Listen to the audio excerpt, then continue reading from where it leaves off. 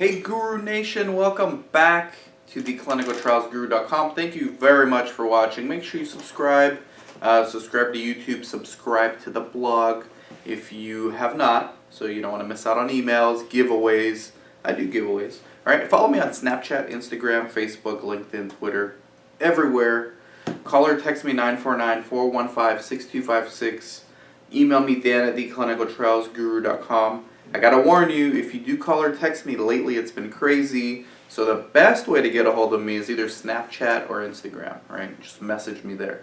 Email's good too, and then text is fine, but the calls have kind of gotten out of hand. I'll still take them every now and then, but we're literally on a new teleconference like every hour, and that's no exaggeration. So today's question I actually got from someone who watches, and I don't know much about their background. I don't know if they're currently working in the industry or not, but they want to open up their own research clinic, and they're just asking me a general question. Is it difficult to open a clinic and run a clinical research business, like a site, okay, having your own clinical research site?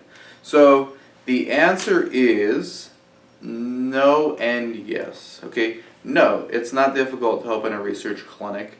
I have there's very few things that you need from a regulatory perspective. You need a CLIA waiver or a CLIA certificate.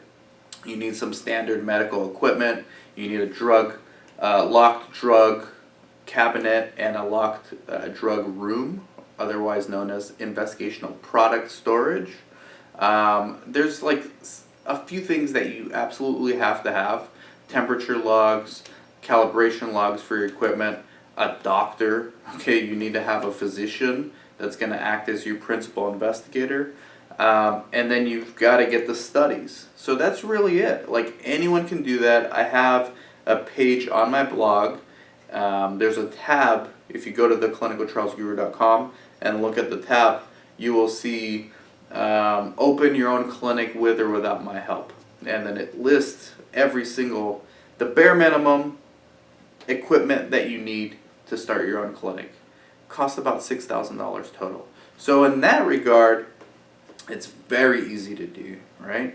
Like, anyone can do that. The difficult part is in getting the study, getting the PI, enrolling the patients, keeping the sponsor happy, following the protocol, following GCP, which is another thing you're going to need. Actually, you need good clinical practice certificate for you or whoever is going to be the study coordinator and your principal investigator and anyone else who's going to be involved on the delegation of duties log at your site. You're also going to need IATA, so that's shipping biological substances.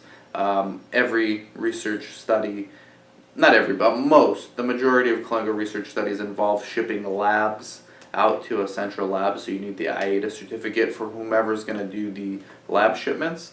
And then you don't need this, but it doesn't hurt to have NIH protecting human research subjects. By the way, all three of these that I just mentioned, you can find for free on Google. Okay, don't pay for it. They're free. So in that regard, it's simple. Anyone can do it, but the value is, like I said, the hard part is getting a study, getting patients for it, getting your doctor to have oversight, getting the study coordinator or you to follow the protocol and stay motivated and continue to screen and continue to randomize and continue to answer monitor queries, all that stuff, and here's a big and make money to pay your bills, okay? So you're going to have expenses. You're going to have to rent. If you're sharing an office with a doctor, the doctor's going to want you to contribute somewhere, right? You have to pay the study participants. You have to pay your employees if you have any. Those are the expenses. Then just to have an LLC or a corporation, every state's different, but there's a fee for that every year. So, and then you need to make money for yourself. I mean, how are you going to live? So that's what's difficult, right? So opening up a site, anyone can do. I can go open a site right now somewhere.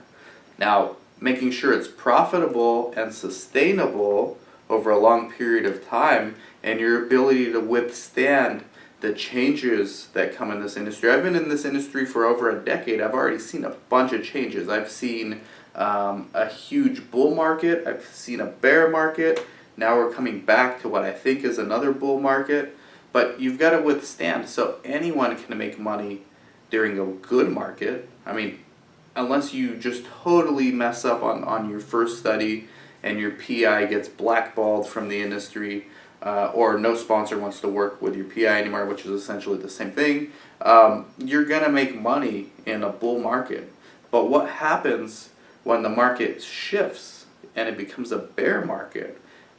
This is when maybe you were doing well on a particular therapeutic indication, like I was back in 06, 07, 08 with psychiatric studies, and then the market turns for psychiatric studies, and because I wasn't prepared to do other kind of studies, because I was resting on my laurels, the market sunk, my profits sunk.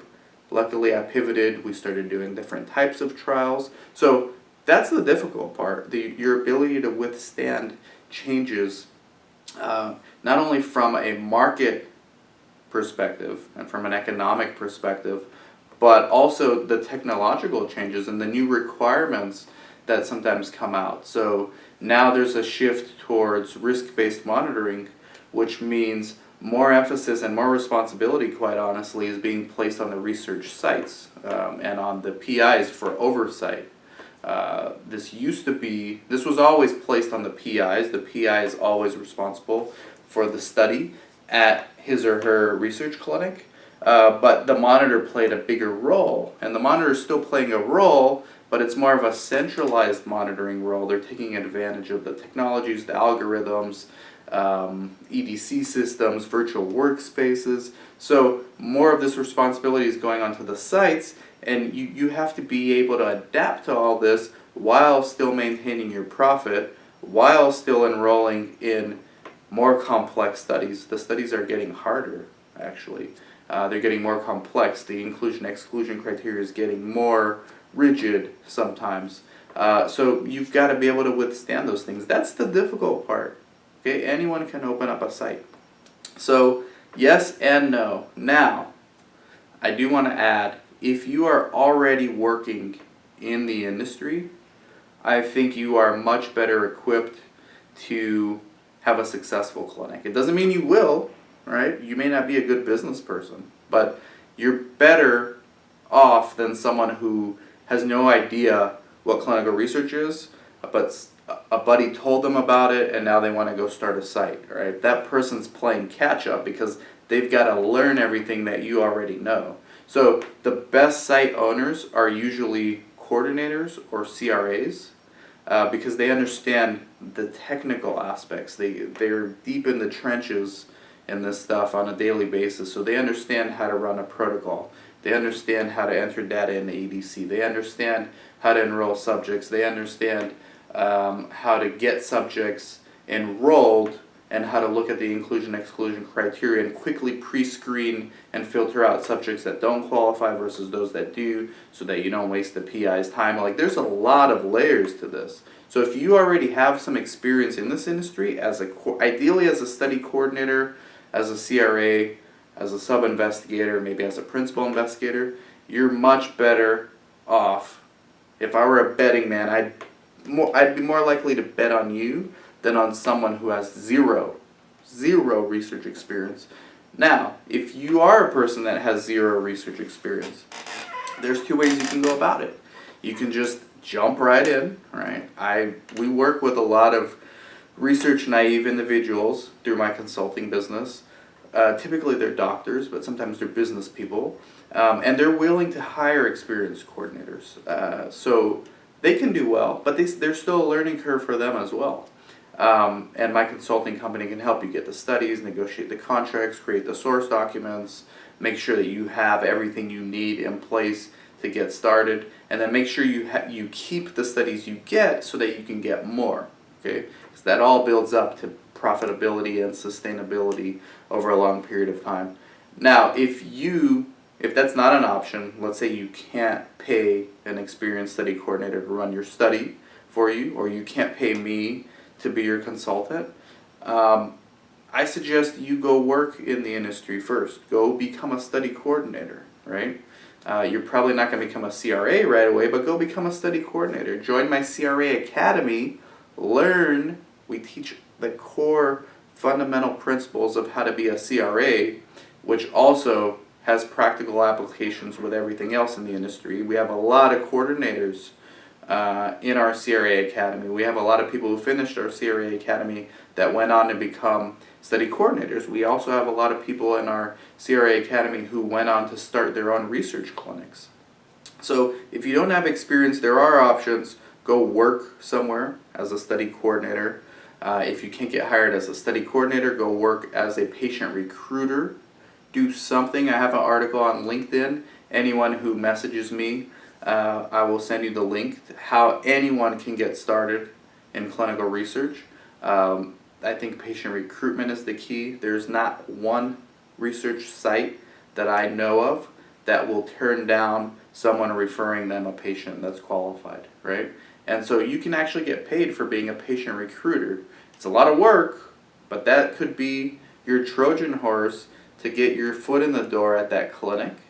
Then after doing that for a couple months, you can approach the owner because you now have rapport, and you can tell them, hey, I want to be a study coordinator, and it just progresses, okay? So if you have no experience at all in this industry and you want to eventually open your own site, work somewhere, anywhere you can in this industry, just get started. Ideally, you want to become a study coordinator or a CRA, so you could really delve deep into the minutia of this industry, okay? So those are the ways to do it. Yes, it's easy. Yes, it's hard. In a nutshell, that's the answer. Thank you for watching, Guru Nation. Dan from theclinicaltrialsguru.com. Take care.